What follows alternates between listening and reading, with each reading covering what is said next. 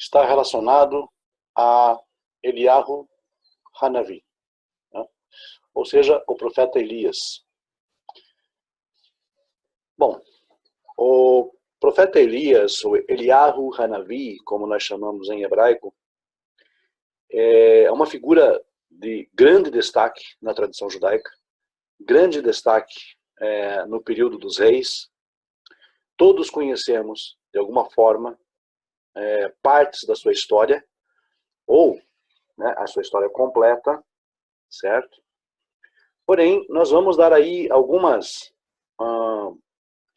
dicas, algumas ideias, para que vocês possam, então, compreender também grande parte daquilo que a tradição fala sobre este homem.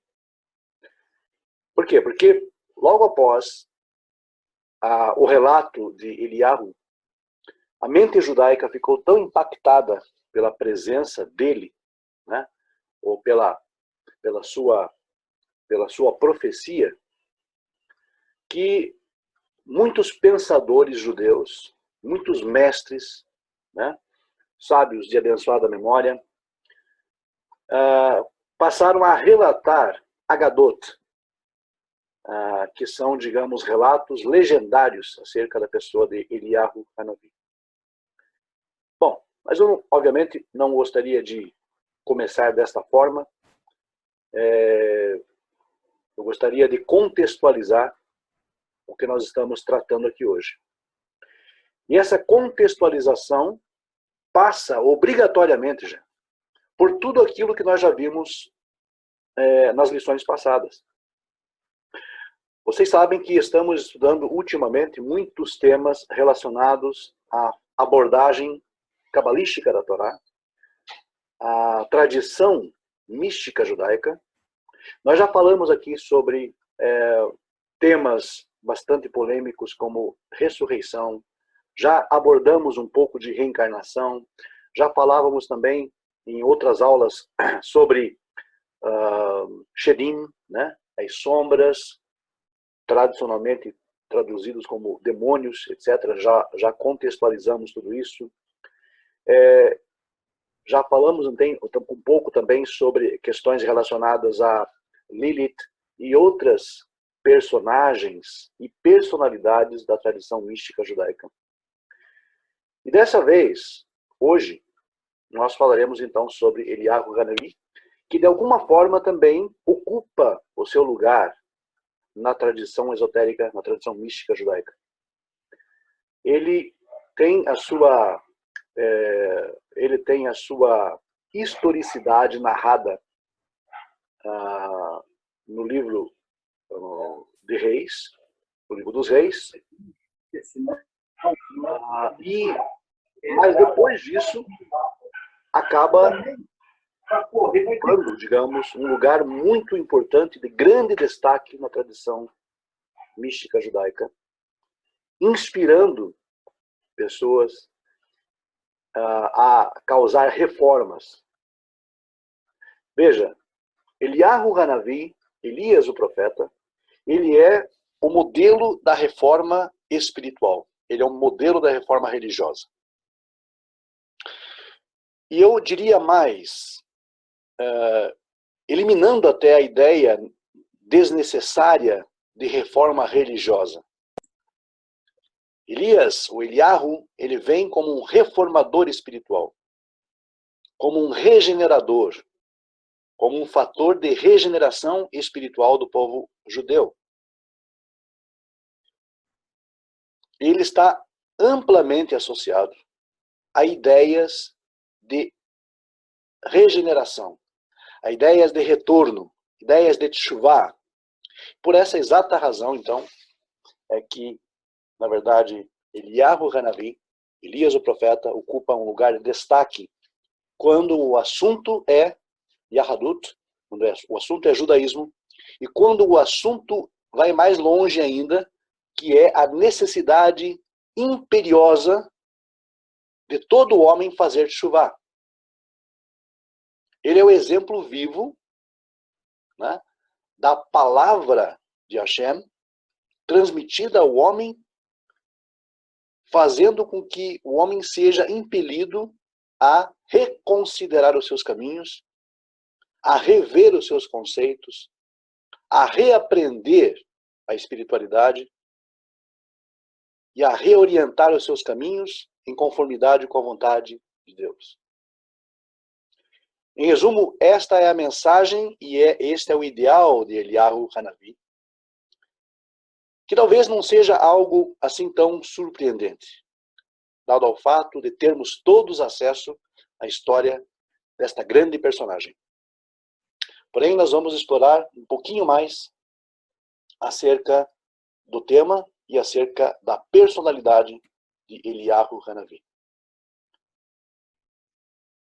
Vejam,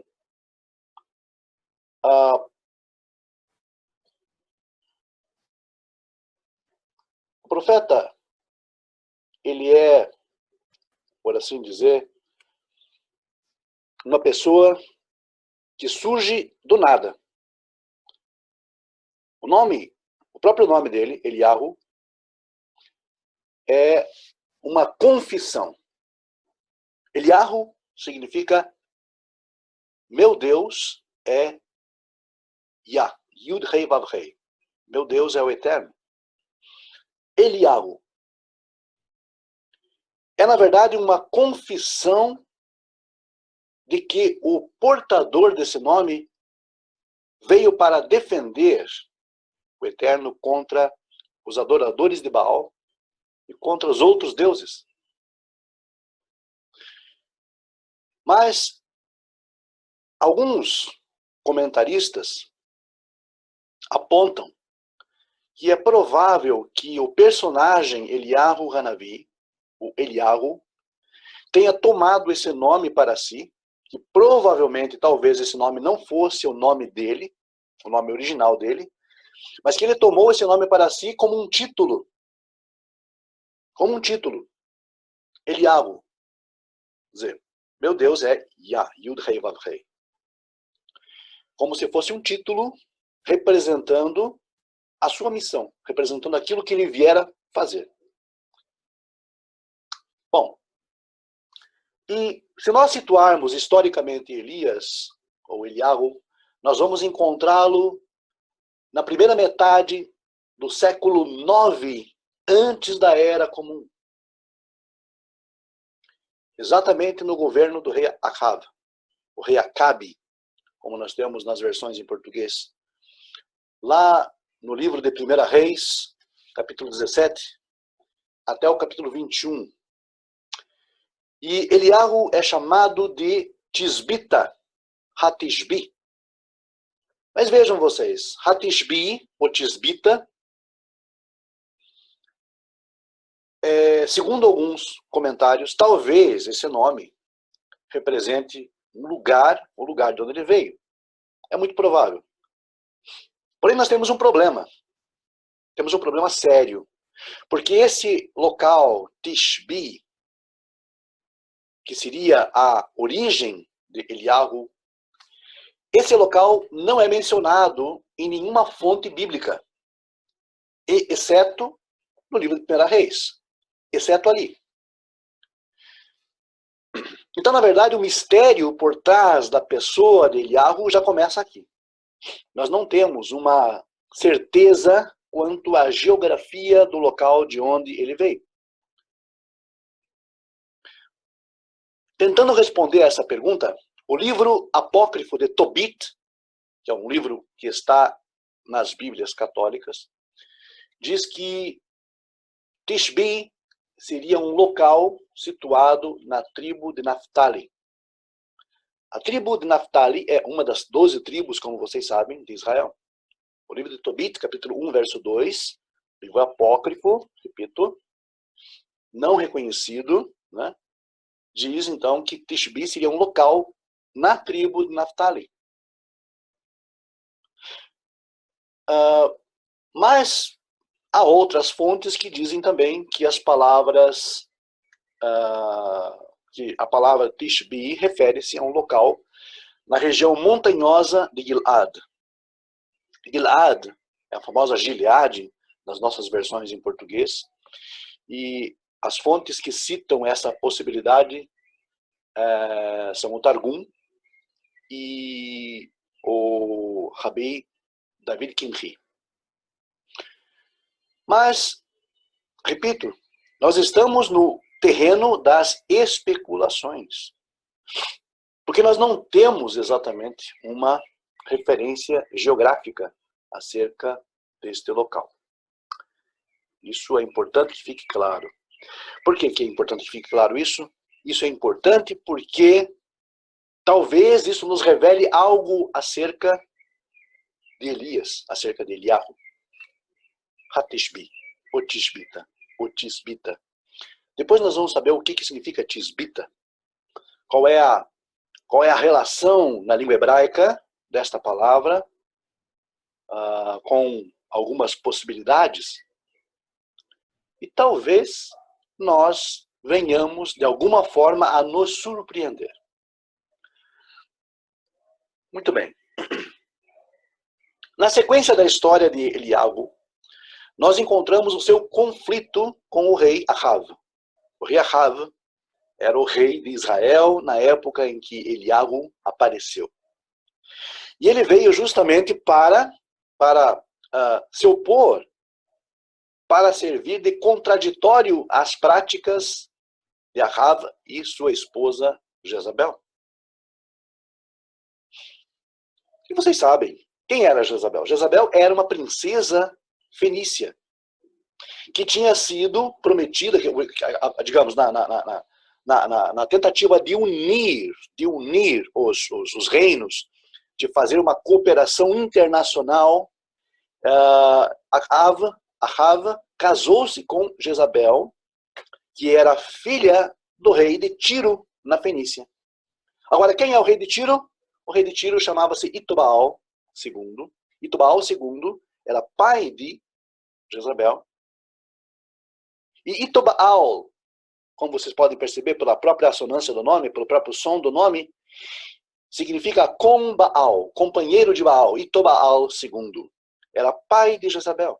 E Jezabel foi criada na corte de Tiro, em meio à idolatria total, à lascividade, à imoralidade e as formas de culto abomináveis que a Torá sempre alerta, que a idolatria leva geralmente à imoralidade de todos os tipos, inclusive a imoralidade sexual. Enfim, era um culto absolutamente profano, era um serviço absolutamente lascivo, um serviço absolutamente contrário àquilo, tudo aquilo que a pureza que o Eterno demanda dos fiéis na Torá. E Jezabel cresceu naquele ambiente perverso e pervertido, e ela trouxe então consigo para o casamento com Ahav, os seus ídolos, as suas imagens, as suas esculturas, o seu culto, o seu serviço e também os seus próprios sacerdotes. Quando ela se mudou de Tiro para a Samaria, que era a capital do reino de Israel, onde Ahav reinava, ela levou consigo toda a sua corte e todos os seus sacerdotes, todos os seus ídolos, suas imagens, e então encampou-se ali em Samaria, em Shomron, na cidade capital do reino do norte de Israel, e instalou o culto a Baal oficialmente no reino de Israel. E Ahav, o seu marido, o rei israelita, era tão fraco que não achou forças, não conseguiu forças de se opor a isso. Acabou cedendo a isso.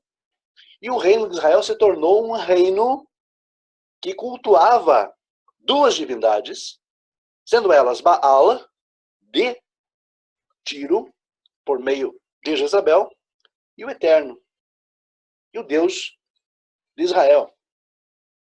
Ou seja, nós tínhamos um culto, um sincretismo religioso aqui. Nessa época, nós tivemos um sincretismo religioso entre as figuras do Eterno, de Deus, de Israel, e também de Baal. E a situação era essa, o cenário era esse. Devido à fraqueza de Ahav, todo o povo israelita passou a cultuar essas divindades. Né? E a perversidão idolátrica encontrou caminho no país, em toda a terra, e o povo se perverteu. E o povo já não sabia mais quem era Deus. Se era Baal ou se era o Eterno. Ou se eram os dois. Ou se os dois reinavam em conjunto. Ou se os dois tinham uma sociedade, por assim dizer, no controle de toda a criação. Porque vocês devem entender o seguinte, que Baal, o culto a Baal, foi um culto amplamente disseminado no antigo Médio Oriente. Desde milênios. E foi muito, muito forte. Era, por assim dizer, quase a religião dominante do mundo na época. Milhares, milhões de pessoas cultuavam Baal, desde digamos, da região da Fenícia, por Israel, ao Oriente, ao lado ocidental, até mesmo chegando à Europa, com outros nomes. Com outros nomes. Mas a essência era a mesma. A adaptação ao sistema, ao povo, à cultura local, se dava de forma tranquila. E as pessoas adotavam o culto a Baal com outros nomes. Mais próximos da sua língua, das suas tradições. Então era um tipo de culto que, de alguma forma, se adequava, se adaptava à cultura de vários povos. Parece uma coisa muito, muito comum nas religiões, hoje em dia. Esse poder de adaptação. Baal era chamado na Fenícia simplesmente de Baal, filho de El. E, no caso, já em algumas regiões, era o Baal Peor, Baal Zevuv. Sempre agregava um nome ao nome Baal, em conformidade com as demandas do povo local. Então, em Ashdod, ao sul, as pessoas chamavam Baal de Baal Zevuv, ou o Baal das moscas, o Senhor das moscas, ou então Baal Zevuv, também pode ser o Baal das fronteiras, o Senhor das fronteiras. Tivemos também a ideia de Baal Peor, aonde os israelitas acabaram também, de alguma forma, caindo em tentação, caindo em transgressão, que vocês lembram bem do relato de Bilam. Né? E o que nós percebemos é que o culto a Baal é um culto muito antigo. Ele, na verdade, está presente na cultura do Antigo Oriente, antes mesmo da saída do povo judeu da terra do Egito, e transcende até, digamos, aí, século V, século VI, passa até o século V, século VI, antes da Era Comum. Ou seja, o povo judeu conviveu com o culto a Baal por séculos. E aqui no século IX, antes da Era Comum, o que nós percebemos é que Israel, já separado do seu irmão do sul, Judá, o reino de Judá, já separado dele, conduzindo já o seu próprio destino, essas tribos que formavam o reino do norte, o reino de Israel, com capital em Shomron, Samaria, eles adotaram então o culto a Baal por meio de Jezabel e pela fraqueza de Acav. O que aconteceu? Elias, traz um anúncio, ou seja, ele traz um recado para Acav e sua esposa. Isso marca então o princípio da vida itinerante e da privação do profeta. Porque quando ele entra na corte de Acav, ele traz um recado para ele acerca do clima. Acerca do clima. E isso então acabou, de alguma forma, transtornando a vida dele. Ele disse para o rei Acav que não haveria chuva. Não haveria chuva, havia um período de seca, em que as coisas só voltariam ao normal quando então tudo fosse reparado pelo rei, pela sua corte, e que o povo voltasse a servir ao Eterno. Muito bem. Dito isso, ele passou a ser perseguido pelo rei Acav, amando de Jezabel, claro, que era uma manipuladora, era uma pessoa hipermanipuladora, sendo Jezabel, inclusive, por assim dizer, uma encarnação, diríamos, daquela ideia primordial de Lilith. Depois nós vamos tocar um pouquinho nesse assunto. Vejam, o profeta passa a ser perseguido na corte de Acav, passa a ser perseguido pela Jezabel, e ele tem que desaparecer, ele tem que sumir para que não seja morto. E ele vai para a região de Herit, que é uma região onde tem um ribeiro, mas esse ribeiro seca e ele tem que se mudar novamente porque está sendo perseguido. Aí ele chega na cidade fenícia de Tzarefat, então ele ajuda uma viúva, a viúva o sustenta, e ele então promove um milagre para compensar, digamos, a ajuda da viúva, como nós lemos lá no relato de 1 Reis 17, 9 a 24. Então, na fuga, depois de ter enfrentado o rei Acav, ter dito para ele a mensagem clara de Hashem, que não haveria chuva sobre a terra até que eles reparassem os seus caminhos, então ele é obrigado a fugir. Passa pelo Herit, passa depois por Tzarefat, e ali ajuda aquela viúva, e passa então a ter uma vida errante. Nós sabemos que o ápice, talvez, deste relato seja quando, definitivamente, Eliahu lança um desafio. Apesar de estar no desterro, ele lança um desafio aos profetas de Baal, no Monte Carmelo. O Monte Carmelo situa-se na cidade de Haifa, lado oriental de Haifa, né, na moderna cidade de Haifa. E hoje é um centro, por assim dizer, o Monte Carmelo é um centro de veneração, por assim dizer, a essa história bíblica do desafio de Eliahu. E, curiosamente, há um templo Bahá'í sobre o Monte Carmelo até hoje, que é a sede do culto Bahá'í no mundo, em Haifa, no Monte Carmelo.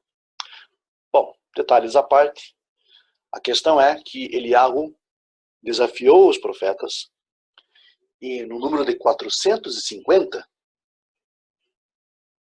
né, e desses 450 sacerdotes, eles eram, havia também mais 400 profetas de Ashtaroth, sendo Ashtaroth um símbolo muito forte também no Oriente, que relembra a deusa Ishtar, ou Astarte, que era a deusa dos astros, relacionadas à astrologia, relacionada à fertilidade, relacionada à forma como os astros se comportam, e a influência e também o destino da humanidade era conduzida por Astaroth.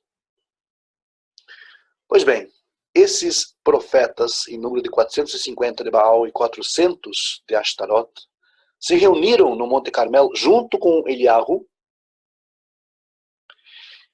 E aí o profeta faz a seguinte pergunta, famosa pergunta: até quando vocês vão ficar aí cocheando entre dois pensamentos? Até quando vocês vão ficar aí entre duas opiniões? Até quando vocês vão ficar pensando ou indecisos com relação ao Eterno e a Baal? Se o Eterno é Deus, seguir a ele. Se Baal é Deus, então seguir. Então, aí ele propõe aquele desafio que vocês sabem muito bem, em que cada parte, cada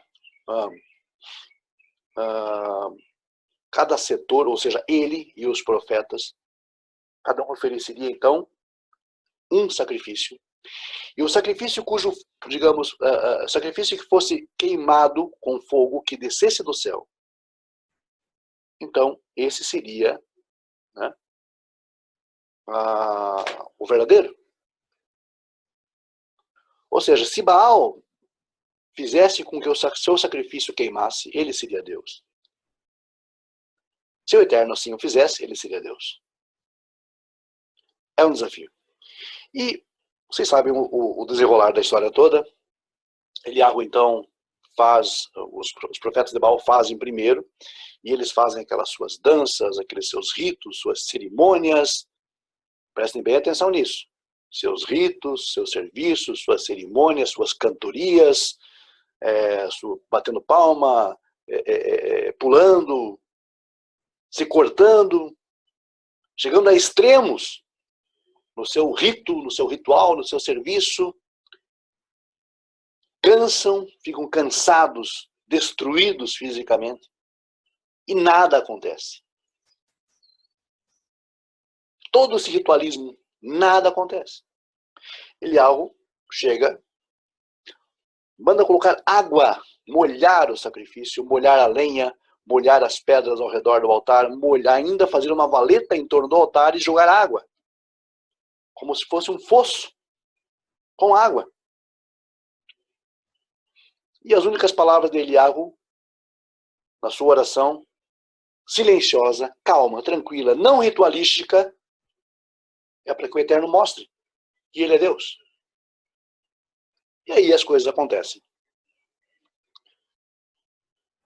O sacrifício é consumido pelo fogo, assim como a sua lenha, e as pedras são, digamos, superaquecidas pelo fogo, e o fogo chega a lamber a água, diz o texto, inclusive.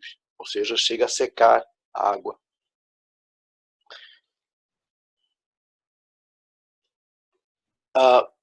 Sem querer entrar no detalhe de como isso aconteceu, como isso se sucedeu, porque há muitas coisas difíceis de explicar, e aliás, muitas coisas que não precisam ser explicadas. Eu acho que o mais importante é que nós entendamos o enredo, nós entendamos o porquê disso ter acontecido e a lição a ser extraída daqui, que é justamente a questão da falsidade de um rito, quando ele não está em conformidade com aquilo que Deus ordena do homem. Ou seja, aquilo tudo foi prescrito pelo homem, foi prescrito, foi criação do homem, porque a religião é criação do homem. Então, o que acontece? Nada aconteceu, porque é o script humano, é o roteiro humano que é entregue para Deus. E Deus diz, bom, isso aqui não foi eu que pedi, isso aqui, vocês não estão falando comigo. Não foi eu que pedi isso aqui não está no script, não está no meu roteiro, isso aqui não foi eu que pedi. Então isso é coisa humana, isso é coisa do homem. Isso é astúcia humana, criação humana, engenhosidade humana, e não vai funcionar, de alguma forma. Mas é para mostrar, então, para aquela geração, por meio desse relato milagroso, que o cuidado do Deus de Israel para com o seu povo é uma constante. Não é o importante aqui focar na questão do fogo, queimou, não queimou, fogo queimou o sacrifício, queimou a madeira, a lenha, lambeu a água. Não é para focar nisso, porque isso é a superfície do texto, isso é arranhar a superfície do texto, mas é lembrar que a ideia do fogo representa a divina presença. A divina presença que foi, de alguma forma, testemunhada pelos israelitas lá no deserto, na saída do povo judeu da terra do Egito, que o sacrifício representa o nosso eu instintivo, que deve ser elevado, que deve ser equilibrado. Ou seja, é a divina presença sempre se manifestando na vida do homem, fazendo com que ele se corrija.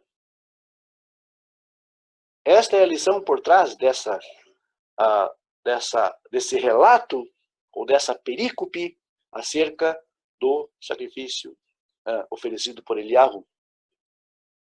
E não os detalhes superficiais da história, mas é para mostrar a continuidade, né, da forma como Deus ampara o povo de Israel ao longo da sua história. E será que alguém aqui poderá ter dúvidas de que Israel, de alguma forma, tem sido amparado ao longo da sua história, apesar dos percalços, apesar da grande perseguição, das grandes perseguições, apesar do antissemitismo, apesar das inquisições, apesar do holocausto, dos pogroms, dos autos de fé? Alguém terá dúvida que Israel está sendo preservado desde a antiguidade até os dias atuais? Isso, na verdade, é o milagre do Carmelo acontecendo no dia a dia, mostrando que há sim uma inteligência, há sim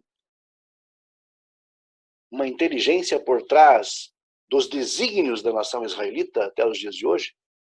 Porque senão, meus amigos, Israel não existiria mais, simplesmente. A nação judaica já teria deixado de existir há muito tempo. Porque isso aconteceu com muitos povos ao longo da história. Basta você pesquisar a história, você vai ver. Nós não temos vestígios de nações, de povos que estavam aí há alguns séculos atrás, alguns milênios atrás, que não existem mais. Onde estão os persas? Onde estão os egípcios antigos? Hoje em dia são todos árabes. Onde estão? Onde estão? Onde está a Babilônia com toda a sua glória, seu poder? Aonde está o magnânimo Império Persa, o Império Grego? O que são essas nações hoje? Os povos estão totalmente mesclados, misturados, perderam essa cultura, adotaram outras culturas, outras religiões. Não são o mesmo, não constituem o mesmo povo. Nem mais menção na história temos de vários deles. E outros povos, por exemplo, que habitavam na região do Antigo Oriente, nós não temos notícia porque se extinguiram, sem perseguições, sem sofrer um pedacinho daquilo que o povo judeu sofreu ao longo da sua história. E a história judaica está repleta de sangue derramado, repleta de perseguição, de espada, repleta de relatos absurdos de sistemas engendrados, sistemas articulados, manipulados para fazer com que o judeu sofra, para fazer com que o judeu seja expulso, seja banido, seja execrado, que perca seus direitos civis, que seja humilhado, maltratado, que seja retirado dele tudo aquilo que ele tem. E ele continua aí, testemunhando da história, milênios até os dias atuais. Esse milagre do Carmelo representa exatamente isso. A divina providência guiando Israel, a divina providência sempre presente no povo, no meio do povo, muitas vezes de forma silenciosa. Não se esqueçam como foi, digamos, o relato em relação a Esther, aonde, na verdade, nós não temos sequer o nome divino mencionado no livro de Esther e temos o Eterno agindo nas sombras, agindo em oculto. Até porque o nome Esther representa exatamente isso, oculto, escondido. Mas assim mesmo está agindo por meio de Mordecai e por meio de todos aqueles que articularam, da própria Esther, que articularam a libertação do povo judeu nos dias do Império Persa. Nós temos testemunhos vivos na história de Israel, e o maior testemunho é a exata existência do povo judeu ainda hoje entre nós. Ou seja, o milagre do Carmelo representa isto, representa a divina providência guiando os destinos de Israel ao longo da sua história. A sarça ardente do Sinai, que está presente aqui no Carmel, por meio de Eliahu Hanavi, ou seja, Elias. Muito bem, gente. Nós passaremos agora para Elias no Monte Horeb. Eu peço, por favor, que vocês desliguem o seu microfone, porque tem microfone ligado e está passando o som para cá para a gravação, gente. Por favor, desligue o microfone. Vejam bem. Na sequência, nós temos Elias no Monte Horeb. Depois dessa vitória de Elias no Monte Horeb, no Monte Carmel, ainda assim, ele é perseguido, mais ainda por Jezabel, e ele então busca refúgio no chamado Monte Horeb. E o que é o Monte Horeb? O Monte Horeb, na verdade, é o Sinai. Exatamente o Sinai onde Moisés recebe a lei divina, promulgada ali, e ele foge para o Sinai, porque depois dessa vitória, ainda as perseguições aumentam. Vejam, perseguições que é, digamos, algo arquetípico em relação ao povo judeu. E ele então recebe ali sustento da parte de Deus no Sinai. E ele então tem uma revelação divina, aonde ele percebe um vento que rasga as montanhas, mas Deus não estava naquele vento.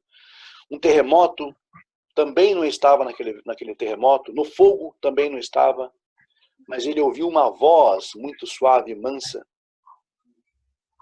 Então, essa voz transmite a sua mensagem. E ele reclama que parece estar sozinho, mas na verdade Deus diz para ele que ele não está sozinho, que tem também ainda milhares de pessoas que estão juntamente com ele, pelejando, lutando para que a verdade possa ser retomada. Muito bem. Nós vemos então, na sequência, após a sua obra completada, Eliahu transmitir a sua autoridade para Elisha, o profeta, e então desaparecer, sendo elevado num redemoinho, e os dois sendo separados por uma carruagem de fogo. E a capa de Eliahu fica como uma herança para Elisha, para Eliseu. E aí, nós não temos mais menção ao profeta. Ele simplesmente desaparece, elevado num redemoinho, e a partir daí começam então as narrativas legendárias acerca de Eliahu Hanavi, Elias o profeta. Nessa segunda parte, então, nós entraremos na questão de Eliahu na literatura rabínica, ou seja, o profeta Elias em conformidade com aquilo que os sábios de abençoada memória e também outro tipo de literatura, as informações que elas nos passam acerca desta grande figura chamada Eliahu Hanavi. Bom, vamos então falar um pouquinho sobre Eliahu na literatura rabínica.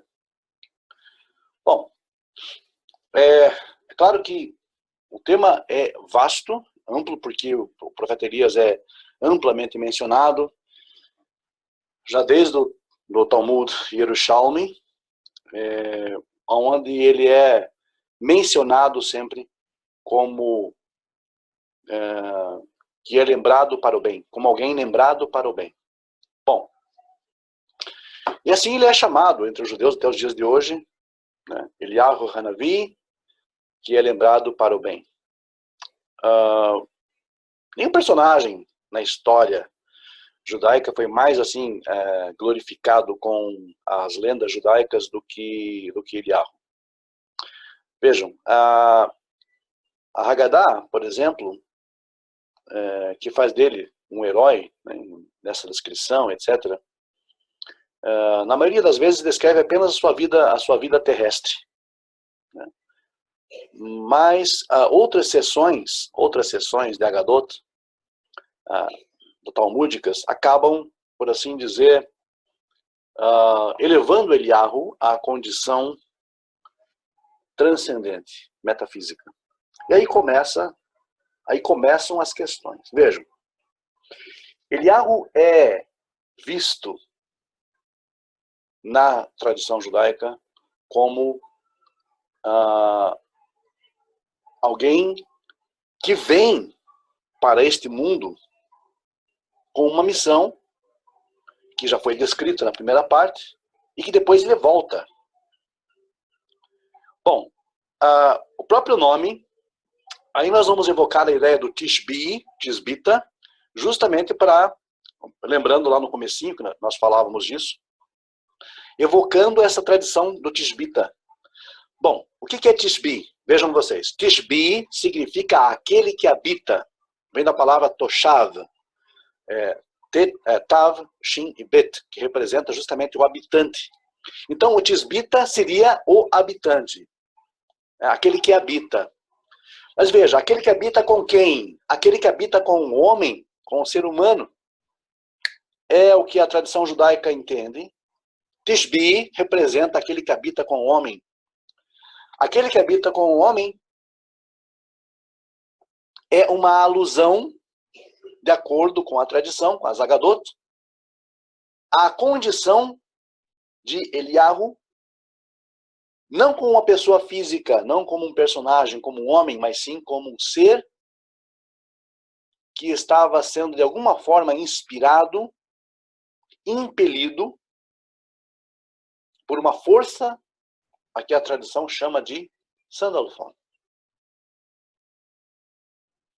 Ok. Sandalphon é o nome de um malar. As nossas versões em português dizem anjo, que assiste na imediata presença de Deus, juntamente com o seu par, chamado Metatron. Metatron, o par de Sandalphon, seriam componentes, vejam vocês, do que nós chamamos na tradição esotérica da Kabbalah, Hayot HaKodesh. Hayot HaKodesh são os sagrados animais, os sagrados animais. Os seres sagrados, por assim dizer, em última instância. E os seres sagrados, Hayot HaKodesh, são aqueles que assistem na imediata presença de Deus, diante do trono da misericórdia, diante do trono da glória, que será Kavod, e estão ali dia e noite, por assim dizer, na linguagem humana, contínua e eternamente, louvando e servindo ao Eterno. Sandalphon tem, por assim dizer, a função de levar a mensagem de Deus ao mundo, ao homem. Metatron tem a função de ser o sofer, o escriba celestial. Aquele que, por assim dizer, anota os feitos humanos. E Sandalphon tem a função, então, de transmitir a mensagem aos seres humanos. Claro que estamos tratando aqui de uma metáfora, de uma linguagem alegórica. Na verdade, Deus não precisa de seres, ou de entidades, ou de personagens, ou de anjos, na visão ocidental do termo, para que comunique as suas mensagens ao homem. Então, o que acontece? Nós temos aqui uma alegoria que retrata esse aspecto da divindade que faz com que o homem entenda a sua mensagem, Sandalphon, que impele o homem a aceitar os caminhos de Hashem. E o outro aspecto chamado Metatron, que é aquele que vê todas as coisas, que vê as obras do homem, como diz o próprio Rambam, Maimônides, que ele recompensa e pune os homens de acordo com as suas obras, E isso tudo é, por assim dizer, captado por esse aspecto chamado Metatron, que é um anjo, um malar, por assim dizer, na Agadá, que é o responsável por anotar os feitos humanos, é o escriba celestial. E Sandalphon seria, por assim dizer, de acordo com Agadá, o que impelia, a força que estava impelindo, que estava agindo no homem Elias, para que ele levasse a mensagem de Deus até Acav e Jezabel. E assim dizer, por assim dizer, então, atribui-se a ele a identidade celestial de Sandalphon. Ou seja, Eliahu é igual a Sandalphon. Os personagens aqui da Agadá se misturam. Eliahu passa a ser, por assim dizer, um ser transcendente, que transcende o físico, e é incorporado, o espírito, digamos, de Sandalphon reside em Eliahu e o impele a levar a mensagem de Deus. Porque Sandalphon, não se esqueçam, é um mensageiro, é aquele que transmite a mensagem. É, por assim dizer, a boca de Deus, uma linguagem metafórica. E depois da sua ascensão, depois da sua elevação, etc., como vocês desejarem entender aqui, sempre, em toda a tradição judaica, Eliahu é associado à figura de Sandalphon. Associado à figura de Sandalphon. E não é que ele tenha ascendido ou subido aos céus, mas o fato é que, necessariamente, mas o fato é que ele está associado a essa força, a esse ruach que o impele, que faz com que ele haja daquela forma, em conformidade com a vontade de Deus, chamando o povo a teshuvá. E a tradição passa a associar então a ele a um ser angelical, como se ele fosse realmente um anjo, como se ele fosse realmente um malar. E depois disso, nós encontramos em todas as circuncisões, em todas as cerimônias de Brit Milá dos judeus, uma cadeira que seja Eliahu Hanavi, a cadeira do Elias, o profeta, para que ele testemunhe a entrada de mais um menino judeu ao pacto sinaítico. Ele está intimamente associado à ideia da conversão também, à ideia do retorno, como eu falei, da teshuvá, associada à entrada no pacto, porque justamente para preservar o pacto sinaítico que Elias vem e se impõe diante de Ahav. Então ele é relembrado em cada circuncisão que ocorre no mundo todo, ainda hoje coloca-se uma cadeira para que Eliahu Hanavi testemunhe a circuncisão de mais um menino judeu. Em Pessach, a mesma coisa, nós temos também o cálice de Eliahu Hanavi, Koshel Eliahu Hanavi, que é colocado na mesa de Pessach durante o Seder, para que então Eliahu entre e tome do vinho juntamente com toda a família. Abre-se a porta para recebê-lo e fecha-se a porta para despedi-lo. Então, veja que isso tudo ocupa um lugar muito amplo na tradição judaica, digamos, de grande impacto, porque Eliahu também representa a libertação. Ele está testemunhando a libertação do povo judeu do Egito. Egito significa o quê? Restrição, limitação. Significa imposição de limites, restrições para servir a Deus, servir ao Eterno. E Eliahu testemunha em Pessach a libertação do povo judeu, justamente por isso que se coloca a cadeira, se coloca o cálice para que ele participe do Arba Kosot juntamente com o Seder, com todos os judeus da família. Então, ele acaba, ao longo da história judaica, recebendo um amplo significado, recebendo uma importância muito grande de libertação, de retorno, de teshuvá, de entrada no pacto e tudo mais. E isso é feito sempre tendo em mente que ele transcende o homem físico, Eliyahu, e é agora associado a Sandalphon. Esta força, esta energia, este malach que transmite a vontade de Deus aos homens. Ou seja, a partir daí, nós vemos então ele incorporado ao rito da Brit Milá, vemos ele incorporado ao rito do Seder de Pesach, e vemos então a figura de Eliyahu, por assim dizer, contemplada com uma grande importância. Importância essa que é repetida até mesmo pelo profeta Malachi, profeta Malaquias, quando fala-se então da vinda do grande e terrível dia do Senhor, dia de Hashem. Então, ao ler o profeta Malaquias,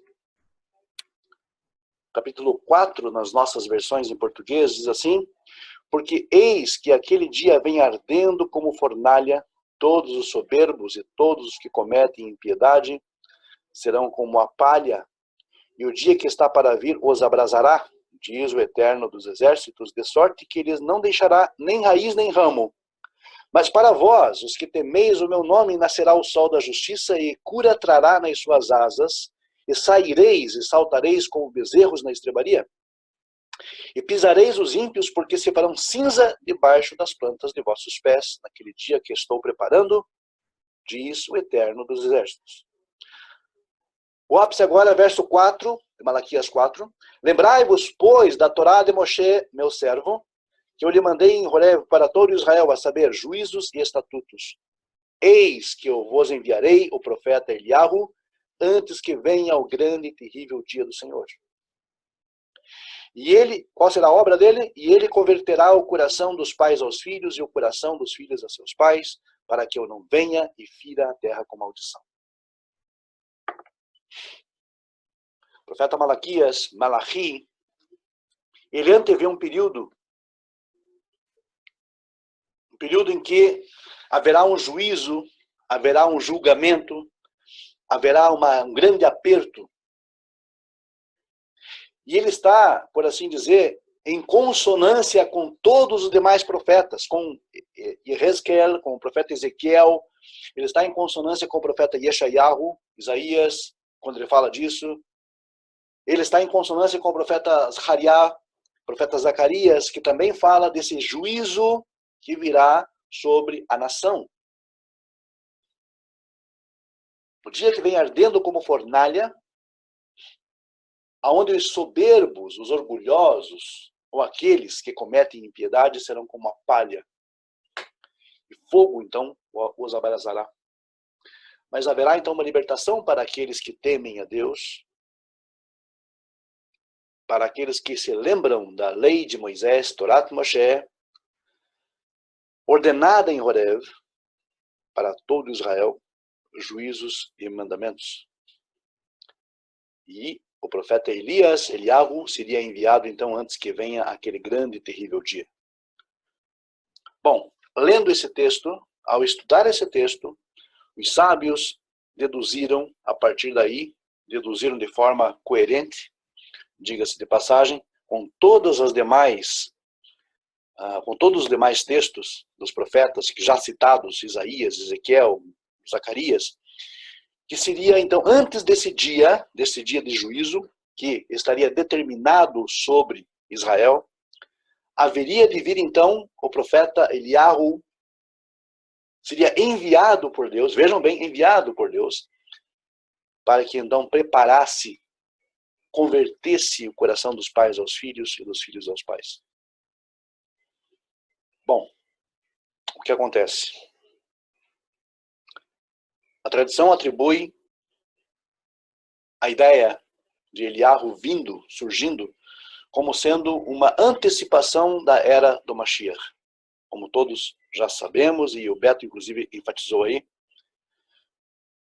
é uma tradição muito antiga, que remonta ao período anterior até do próprio Segundo Templo. E surge justamente daqui do relato do profeta Malachi. Bom, sabe-se então que Eliahu vem antes da era do Mashiach. E isso é algo incontestável em toda a tradição judaica. Isso é incontestável. Então, muitas pessoas ao longo da história judaica também foram, de alguma forma, reconhecidos como Eliahu, ou outros atribuíram a si mesmos a ideia ou o nome de Eliahu, tentando, de alguma forma, ser ou incorporar esta ideia de levar o povo a Shuvá, ao retorno. Notoriamente, todos esses estavam, de alguma forma, enganados, equivocados. Claro. Porque nós sabemos não ser o momento, nós sabemos não estarmos vivendo o momento da era do Mashiach e muito menos aí, digamos, algo que possa ser testemunhado por todos, né? Porque a era do Mashiach será testemunhada por todos. Repito, a era do Mashiach, ninguém precisará acreditar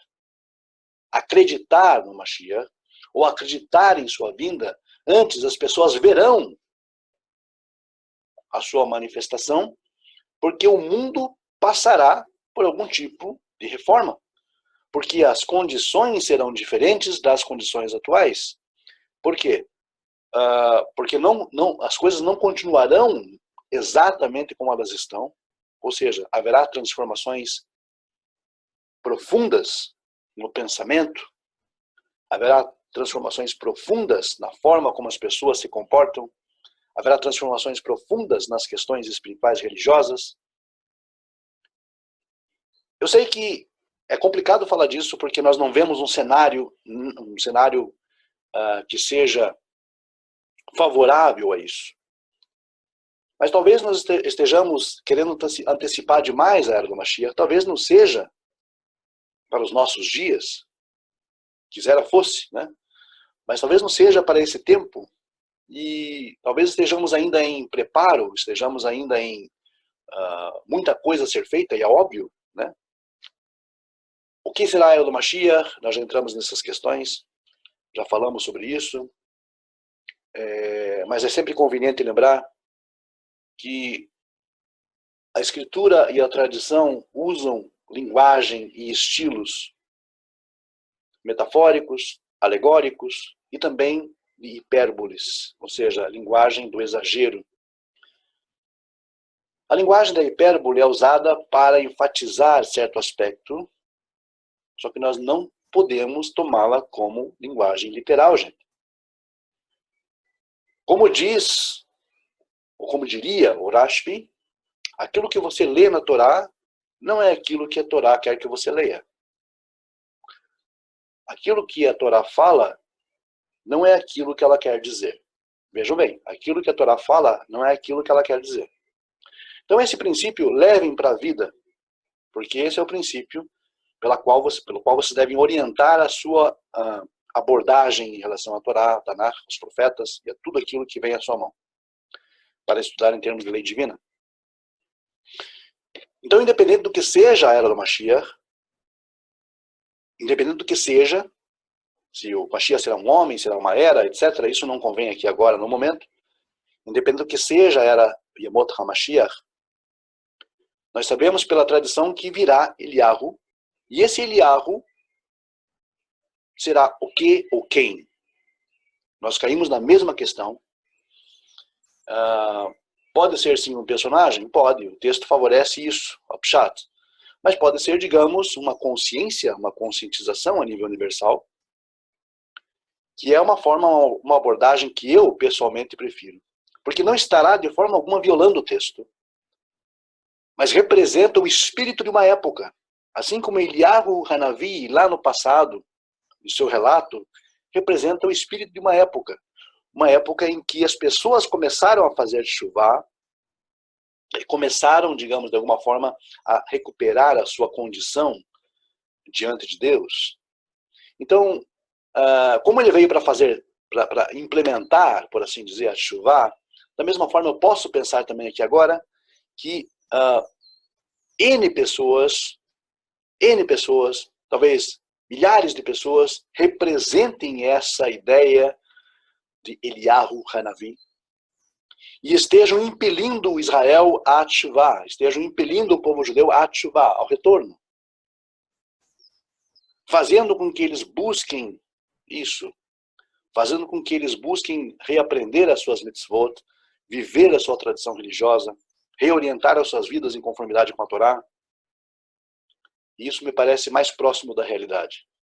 Porque Eliyahu Hanavi transcende o aspecto do simples homem, Elias, o profeta. Como nós vimos aqui, representa essa condição, esta força, esse malar, essa energia que impele, que empurra, que faz com que a pessoa se movimente em direção a uma disposição a fazer a vontade de Deus. Então isso é mais do que, para mim, satisfatório, pessoalmente. Eu vejo, então, o momento em que haverá uma comoção a nível mundial, no mundo judaico, ou sei lá, fazendo com que o povo de Israel possa despertar para isso, para esta realidade, para essa necessidade de se retornar à Torá, voltar à Torá, etc. Talvez já estejamos até, de alguma forma, vislumbrando esse Elias, esse Eliyahu Hanavi, agindo no mundo judaico, fazendo com que as pessoas despertem para isso, com que as pessoas acordem para isso, né? Para essa necessidade de retorno à prática da Torá. Assim, Sandalphon representa esse aspecto do transmissor desta vontade, do transmissor desta palavra divina. E vejam vocês que Eliyahu, ou Elias, o profeta, ele passa por Horeb, que é justamente o Monte Sinai, aonde a Torá foi dada. E vejam vocês aqui no verso em Malachi 4, verso 4, que também é mencionado Horeb, é mencionado também o Monte Sinai, é outro nome para o Sinai, é Horeb, aonde a lei foi dada, onde a Torá foi dada. Então, são paralelos, relatos paralelos, com certeza. Nós temos Eliyahu no Sinai e temos Moisés no Sinai, e temos uma menção aqui à lei de Moisés, dada no Sinai, em Horeb. Então, esse paralelo é nítido, é claro. Existe um chamado de Eliyahu à Torá, de retorno à Torá. Ele mesmo volta a Horeb, volta ao Sinai, porque representa o retorno de toda a nação israelita ao Monte Sinai, ou seja, o retorno de toda a nação israelita à prática da Torá, tal como dada e elucidada por Moshe Rabbeinu no Monte Sinai. A fuga de Elias para o Monte Sinai, para Horeb, representa exatamente esse retorno necessário do povo judeu a toda a estrutura religiosa, a estrutura espiritual revelada no Monte Sinai. E aqui no Malaquias, mais uma vez, essa ideia é relembrada. Lembrai-vos da lei de Moisés, meu servo, que mandei em Horeb para todo Israel, al kol Israel, a saber, estatutos e juízos. Por que essa lembrança? Porque é isso que vai preservar Israel, a observância dos seus estatutos, dos seus juízos, das suas mitzvot, é o que preservará Israel desse juízo mencionado no verso 1. Mencionado no verso 1. Porque as pessoas precisam se converter, ou seja, no sentido de retornar. E a geração mais nova parece aqui ser evocada, o coração dos pais aos filhos, ou seja, pelas mãos dos filhos, é que os pais haverão de se converter. Esse é o ponto principal. Talvez pela nova geração que surge, é que a antiga geração acabará reparando, porque a antiga geração é uma geração, que seria a nossa geração hoje, uma geração que está voltada ao secularismo, que está voltada para práticas anti-Torá, no mundo judaico estou falando, e a ampla maioria do povo judeu hoje está secularizada, como vocês bem sabem. Então talvez a geração mais nova digamos, um número dessa geração mais nova represente isso. E um pouco mais longe ainda, se você considerar o papel, o papel do nome em si, Eliahu, você vai ver que nós temos dois componentes. Nós temos El, que representa Deus ou divindade, e Yahu, Yah, que representa um dos nomes divinos. Só que o termo El é geralmente associado ao nome de vários profetas, como Ezequiel, Daniel e assim por diante. E Yah é associado a vários outros profetas, como Jeremias, ou Jeremias, Yeshaiah, como Isaías e tantos outros. Então essas terminações El e Yah, ligando Eliá ou Eliahu, formam, por assim dizer, os sufixos, os dois sufixos mais presentes nos nomes dos profetas. Malachiah, Malachi, Malachiah, ou Zachariah, lembra do Eterno? Então, Yah e El são as terminações mais comuns no nome dos profetas. E, curiosamente, os profetas que terminam, cuja terminação, digamos, El, representam ou apresentam as suas mensagens também para as nações. Eles evocam mais as nações, apesar de serem profetas judeus, eles também tratam do destino das nações. Daniel, Ezequiel, etc. E os profetas com o sufixo Yah no nome tratam mais das questões relacionadas a Israel. Se você juntar El e Yah, Eliá, Eliahu, El e Yah, você terá, digamos, a junção da preocupação de Deus para com as nações e para com o povo judeu. Ou seja, em Eliahu nós formamos uma conexão entre os povos judeus, povo judeu e os povos e os goim, os não judeus em geral, as nações, as 70 nações representadas na tradição judaica. O que acontece? O que isso quer dizer então? Que Eliahu representa essa unificação de interesses, essa unificação de propósitos e essa unificação também na mensagem que deverá ser mandada para toda a nação israelita, aonde judeus e não judeus se unem num propósito de fazer com que o corpo principal da nação judaica retorne e faça chuva, retorne à prática das suas mitzvot. E nisso também Bnei Noach estariam incluídos, representados aqui pelo prefixo El do nome de Eliahu. E é o que está ocorrendo, é o que está acontecendo no mundo hoje, onde nações Bnei Noach, povos Bnei Noach, pessoas Bnei Noach, estão juntamente com os judeus religiosos, os judeus que querem se aproximar da Torá, estão clamando, chamando, conclamando o restante do corpo de Israel a praticar mitzvot. E essa é a função, inclusive, é uma das funções do Bnei Noach, do Ben Noach, do Bat Noach, convocar Israel, fazer com que Israel retorne ao seu caminho. As pessoas podem se questionar, mas eu não tenho autoridade para fazer isso? Tem, você tem autoridade para fazer isso sim. E não apenas a autoridade, você tem a obrigação de fazer. Quando você percebe um judeu que não está cumprindo mitzvah, não está cumprindo mitzvot, não está cumprindo o seu papel no pacto, você tem sim o dever até de orientá-lo. Porque aí você está cumprindo essa passagem, está cumprindo essa parte e essa sua função estará sendo exercida. Você tem sim, não apenas a autoridade, como a obrigação de alertar esse judeu que não está sendo fiel à sua tradição religiosa, à sua tradição da Torá. Ok? Então, com relação a Sandalphon, nós falamos aqui, com relação a Eliahu na tradição judaica e também com relação ao aspecto do retorno e da era do Mashiach. Eu vou deixar aqui aberto agora as questões que vocês pretendem colocar. Claro que nós teríamos, de repente com as perguntas surjam, digamos, outras percepções, surjam também outras questões aí a serem respondidas. Então eu vou deixar que vocês fiquem à vontade e que passem aí a questionar, né, e passem então a usar esse tempo para as perguntas que, tenho certeza, todas serão pertinentes. Tá. A questão da ressurreição, ela é complexa, mas ao mesmo tempo também digamos, paradoxalmente é fácil de se resolver. Veja, não existe uma passagem na Torá, no Tanar, que represente necessariamente exatamente a ideia de ressurreição física.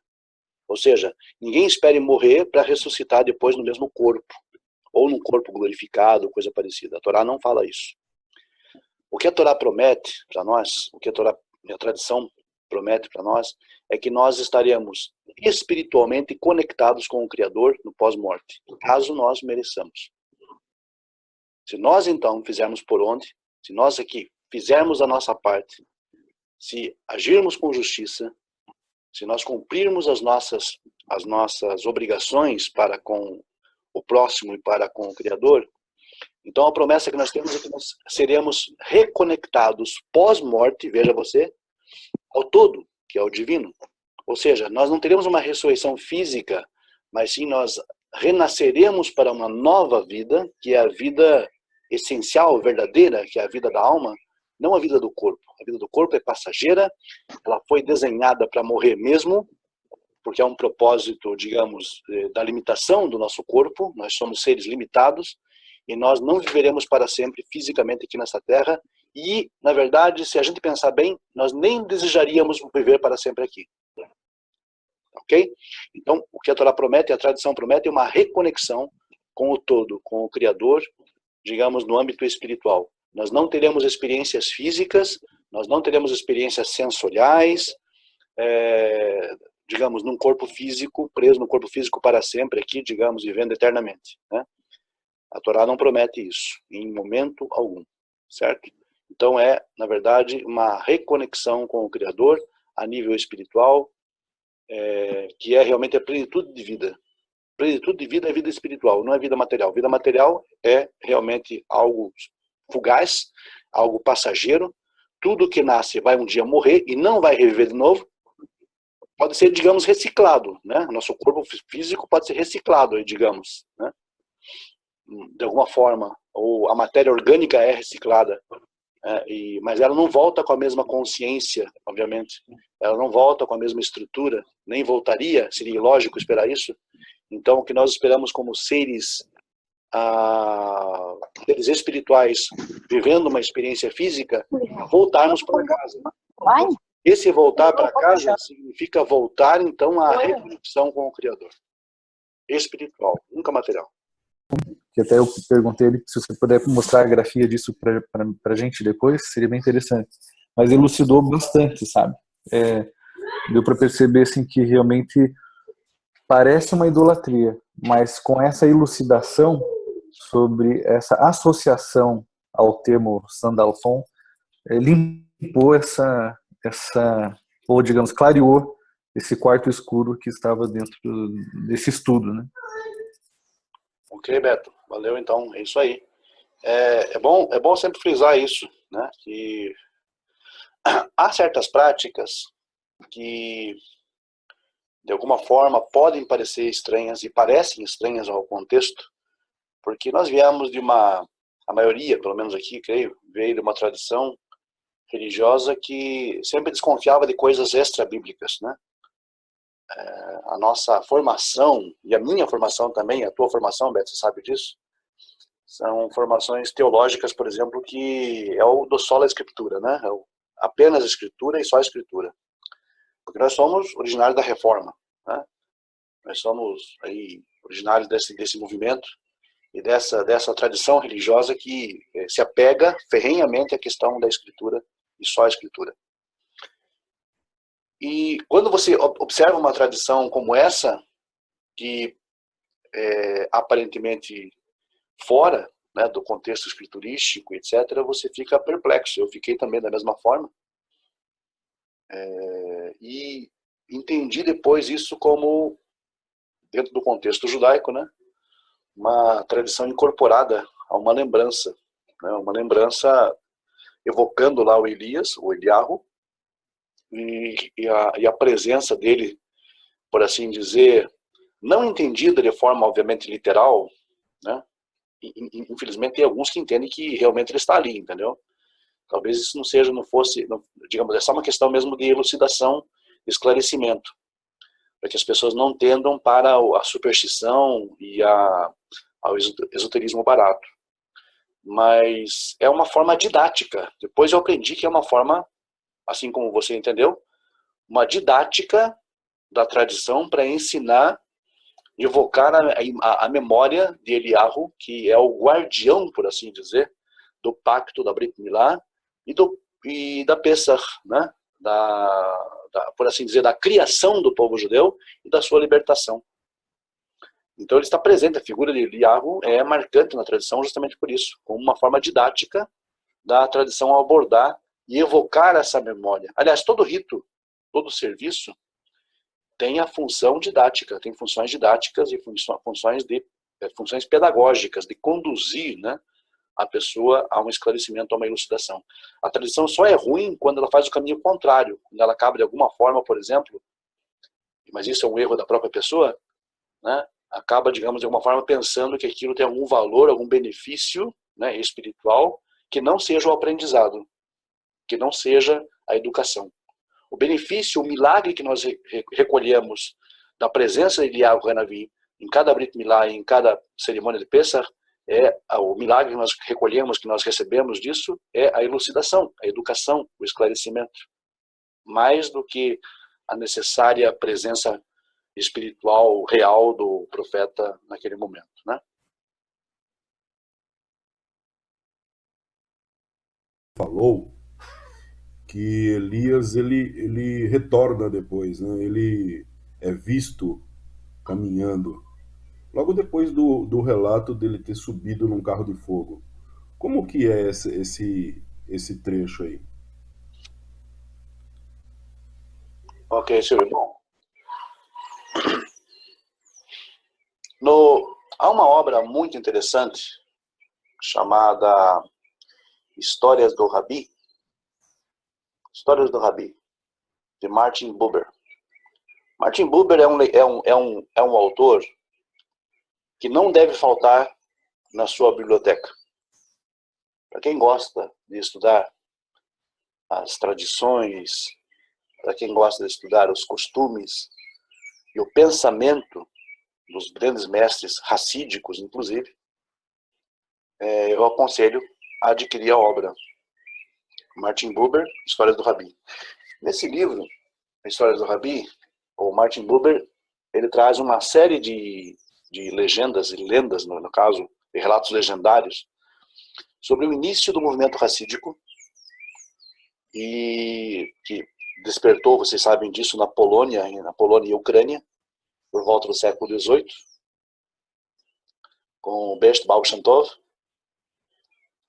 E nesse livro, nessa obra, ele traz relatos curtos, bem agradáveis de ler, né, sobre os mestres antigos do racidismo polonês, do racidismo ucraniano, e a sua interação, né, com Eliyahu Hanavi, mencionado várias vezes na obra, muitas vezes como um mendigo, muitas vezes como um cego, muitas vezes como uma pessoa comum do povo, que eles dizem, eles perceberam, por assim dizer,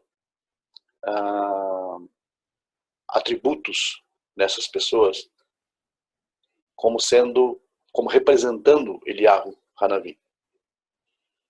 Um andarilho, né, pelas estradas da Polônia, pelas estradas rurais da antiga Ucrânia, e eles se encontravam com essas pessoas, os mestres racídicos, e falavam, debatiam sobre a Torá, e a pessoa do nada conhecia a Torá de forma fantástica. Essa pessoa, esse mendigo, esse andarilho, essa pessoa comum do povo, demonstravam um vasto conhecimento da lei divina. Então os mestres racídicos, impactados por essas visitas, né, ou esses encontros, né, com esse personagem, atribuíram a esses personagens o nome e o título Eliyahu Hanavi. Né? Bom, a questão era de fato Elias, o profeta, eram representações de Elias, o profeta, ou manifestações dele? Sim e não. Essa é a minha resposta. Mas parece uma resposta judaica, né? Sim e não. Mas é uma resposta judaica. sim, era Eliyahu Hanavi, esses personagens encontrados, porque estamos falando do espírito, por assim dizer. O espírito no sentido de algo que impele, algo que movimenta, algo que, né? Ruach, é essa a ideia. Não é uma entidade metafísica, né? Ruach é aquilo que impele o homem, a energia, a força que impele, que faz com que você fale, faz com que você, né? Sim, então nesse aspecto. Porque eles também traziam mensagens para a comunidade judaica que auxiliavam a comunidade no sentido de retorno à Torá, retorno às práticas, né, antigas, etc. E elucidação da lei divina. E não pelo fato de que não estamos tratando, digamos, de uma manifestação corporal do profeta Elias. Isso jamais, em tempo algum. Então a resposta para esses casos é sim e não, certo? E há vários relatos dos mestres racídicos desses encontros, né, um tanto inusitados com esses personagens, sim.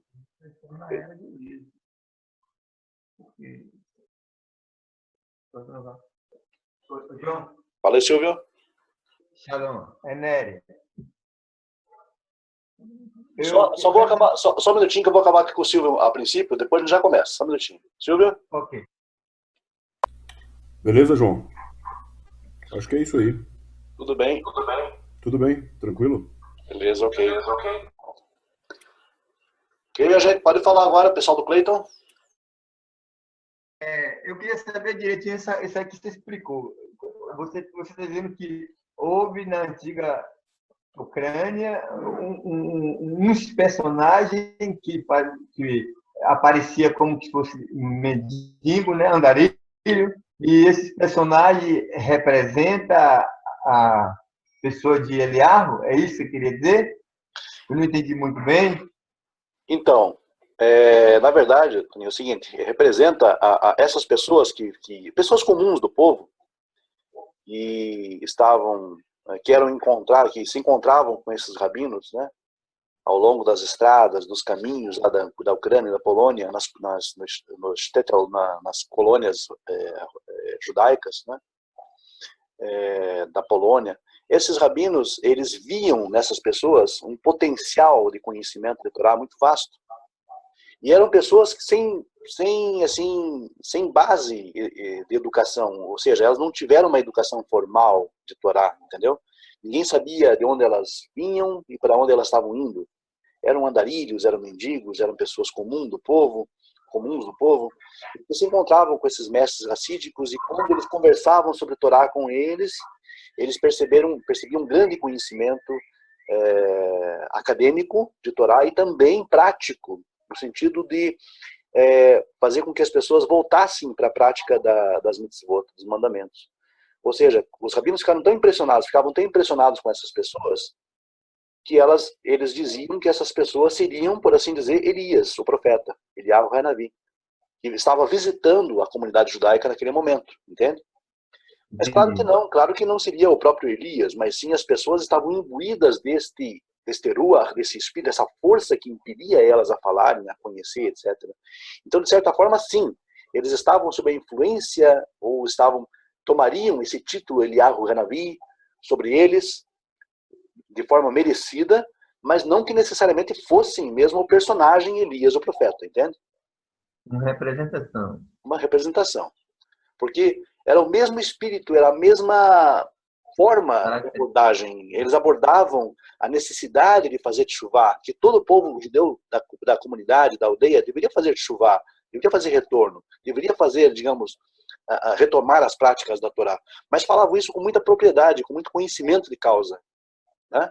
Então isso impressionava os rabinos, porque os rabinos eram pessoas elucidadas, eram pessoas estudadas, estavam sempre com a Torá na mão, estavam sempre com o Talmud, com a Gemara, a Mishnah, lendo, estudando, debatendo, falando, mas esses mendigos, eles apareciam do nada, esses andarilhos apareciam do nada, entende? Isso aí mexia com a imaginação dos rabinos, né?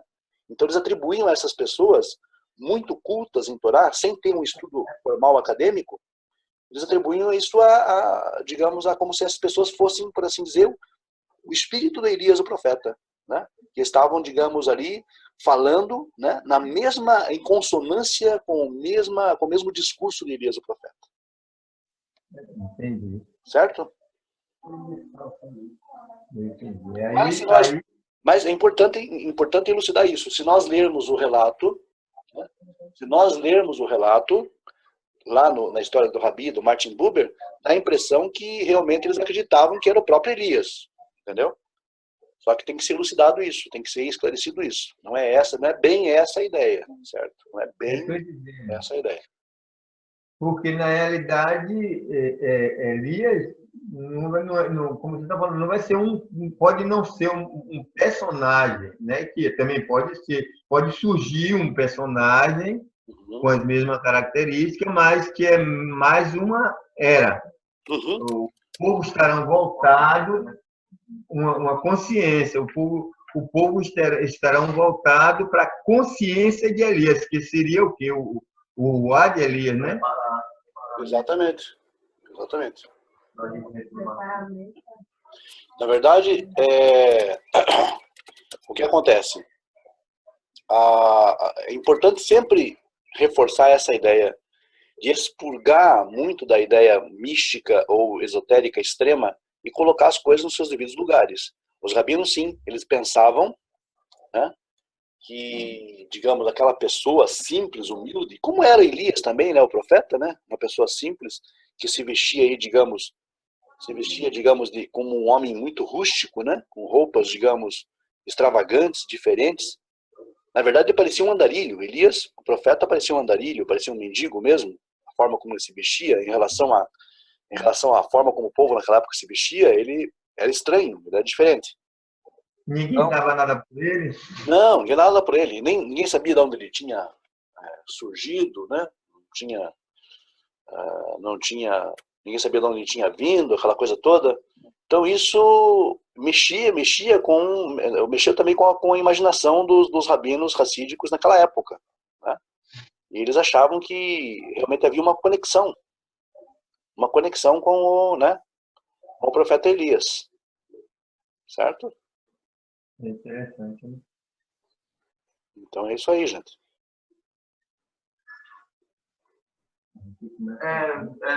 Shalom. Shalom, Cleiton.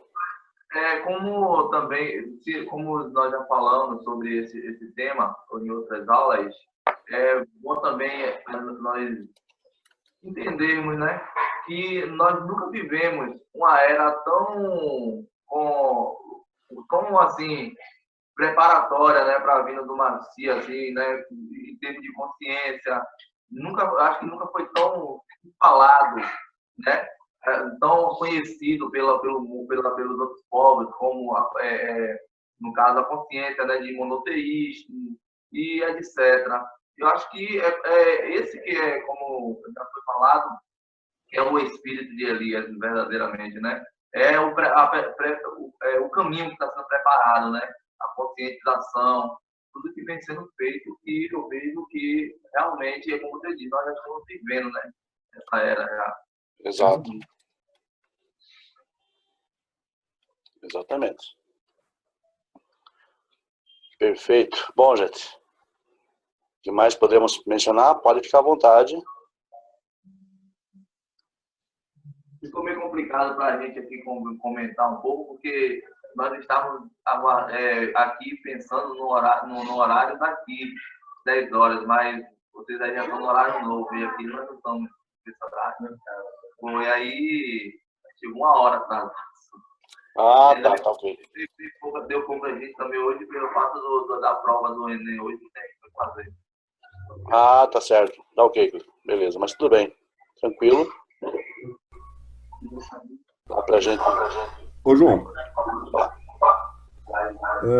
existe mais alguma coisa relacionada a Elias e a Kabbalah?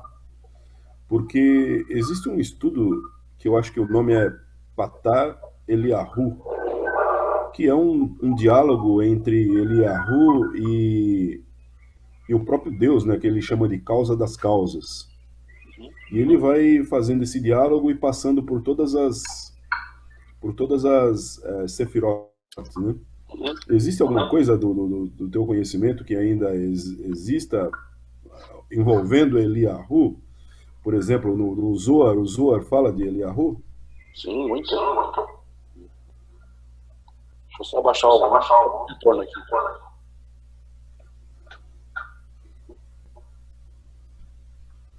Ok. Um retorno aí. Ouviu aí a pergunta, João? Ouvi. Então, aqui no caso, Silvio, deixa eu ver aqui. Tá ligado o meu microfone, tá gravando, ok.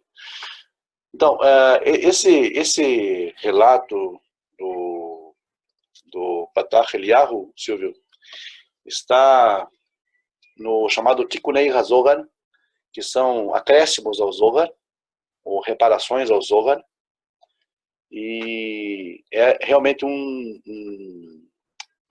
no caso, um discurso entre Eliyahu e a causa das causas, ou o que nós chamamos também pelo título de Mestre dos Mundos, Ribono Shel Olam. Então, só uma ideia que precisa ser, acho que de repente corrigida aqui, é que Eliyahu aqui, no Patach Eliyahu, que é uma seção do Tikkunei HaZohar, não é exatamente Eliyahu o profeta, mas sim Pinchas, neto de Aharon, primeiro sacerdote. Ok? Atribui-se muitas vezes Eliyahu a Eliyahu Hanavi. Alguns dizem não, é um diálogo de Eliyahu Hanavi com o Eterno, com a causa das causas. Mas na verdade aqui o foco principal é que esse Eliyahu é um apelido, por assim dizer, a Pinchas, que é o neto de Aharon, certo? Ou seja, vamos colocar assim, é como se fosse Pinchas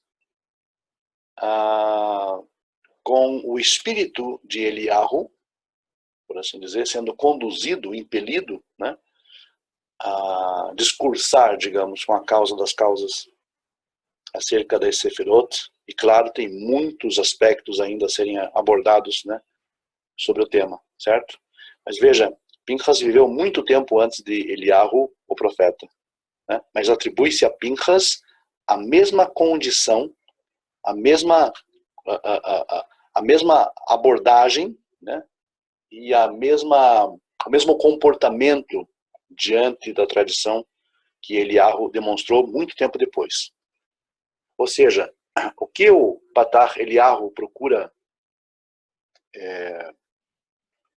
abordar aqui, Silvio, é que Eliyahu transcende tempo, entende?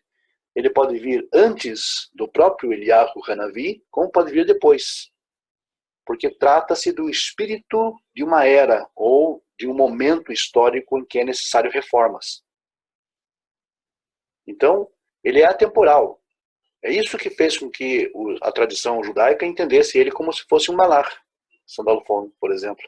Porque ele está presente em Israel desde mesmo antes da manifestação de Eliyahu Hanavi na época de Ahav, do rei Acabe, com Jezabel. Em síntese é isso, mas claro, tem muito mais a respeito, né?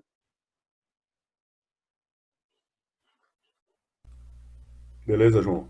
É um assunto para outra aula, qualquer outro dia aí também. É porque realmente tá pano pra manga, viu, amigo? Tem muita coisa mesmo. Bom, só quero lembrar vocês também que o Elias, o profeta Eliyahu Hanavi, ele, digamos, se você levar em conta a sua condição humana, a sua condição física como homem, né, você vai perceber que, na verdade, assim, não há uma abordagem da Torá, uma abordagem do Tanakh, que diga necessariamente que ele, de fato, veja, voou para os céus, né? Ou foi transladado para os céus. Tá?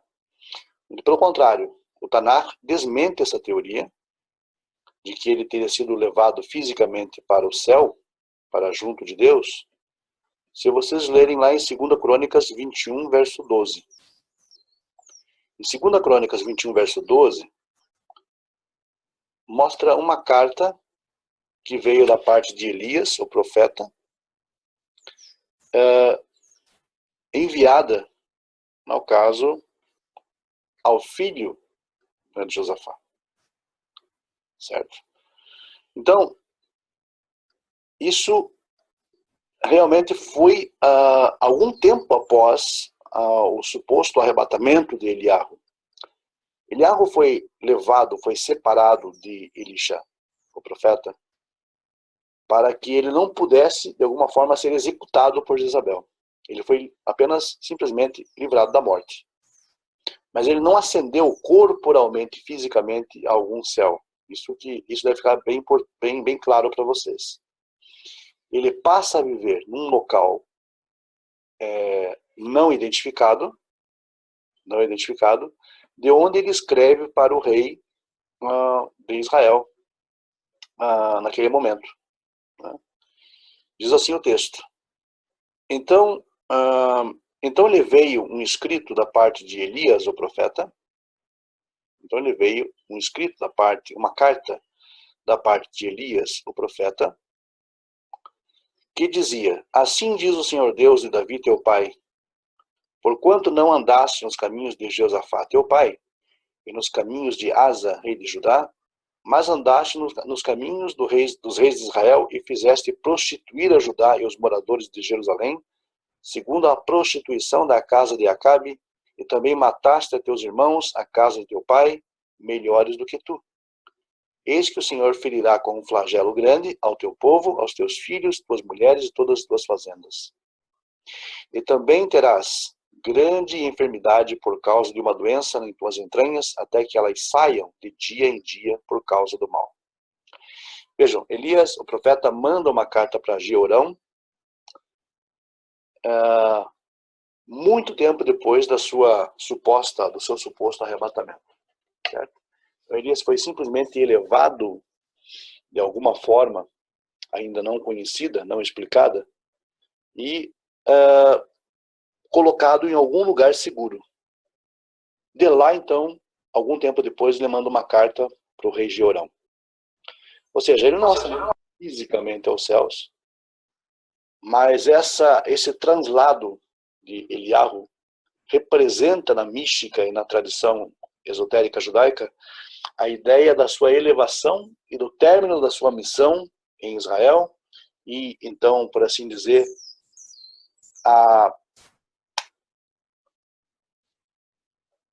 eu diria, a desassociação do homem de Elias com essa energia, esse malach chamado Sandalfon. A partir daí, nós temos relatos lendários acerca de Elias, de Eliarro, que foram moldadas. Esses relatos foram moldados em cima desses textos bíblicos, certo? Ou seja, o que dá a se entender é que nesta elevação de Eliarro, isso aconteceu para que ele fosse libertado da morte, porque Jezabel ainda continuava perseguindo ele. Ele foi colocado em local seguro. E nessa elevação foi que essa influência chamada Sandalfon o deixou. E ele passou então a ser associado a Sandalfon para sempre na tradição judaica. E dali, então, do seu local seguro, não sabemos onde é, em 2 Crônicas 21, 12, ele manda uma carta para o rei posterior, Jeorão, então, e isso, de alguma forma, então, derruba a tese, por exemplo, de que Elias ascendeu, né, literalmente, subiu literalmente aos céus, tá ok? Ô João, mas e como que a gente sabe se o Elias aí de Crônicas é o mesmo Elias lá de Reis? Ao mesmo pelo contexto, Silvio, o nome e também o contexto histórico e sequencial ali dos reis de Judá e dos reis de Israel.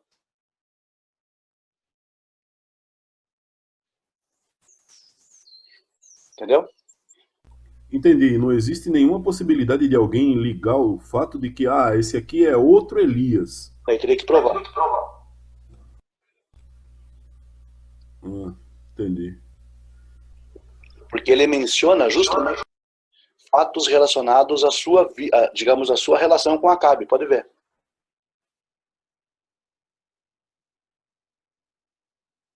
Entendi, João. E o único Elias que se relacionou com Acabe, ou seja, que opôs a ele, foi exatamente do que estamos falando aqui.